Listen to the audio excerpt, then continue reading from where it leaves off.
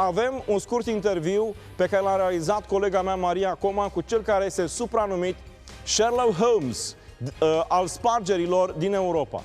Iată informația pe care o dă și este una extrem de îngrijorătoare.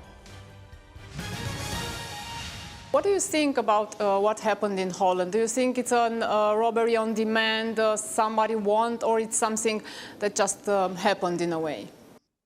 I've been doing this type of art recovery work for over 38 years, and I have never seen a case where the theft was to order for someone. I mean, that's a Hollywood fiction, that there's some sort of James Bond character or Dr. No villain ordering thefts worldwide. It just doesn't happen. This was a very well-planned opportunity to steal some gold, and that's what the criminals did. To steal some gold, any kind of gold? Unfortunately, gold is very valuable these days, and this museum was not very wise when they broadcast that there was gold and silver on exhibit. They even hung a flag from the side of the museum. We have gold, and that's what criminals want these days, money. So they don't look at the history. These are common criminals, uneducated thugs with no appreciation for Romanian cultural heritage. They couldn't care less anything about this helmet or the Dacian culture or the excavation. All they want is money. But if you know these things and you are an expert in this, how the authorities from Holland didn't know it and didn't took much care of it? Well, we don't know what happened.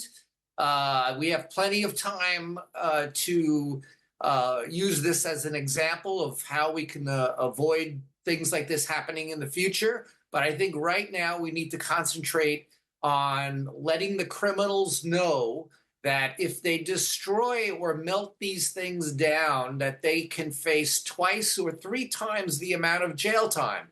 We have only a short window of opportunity here to encourage them to keep these items intact.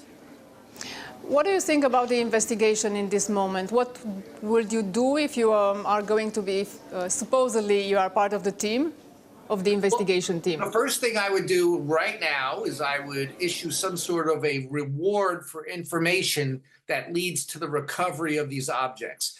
A reward is different from a ransom. If the criminals contact the museum and say, we'll give them back if you pay us, that should never take place. Ransoms only encourage more theft.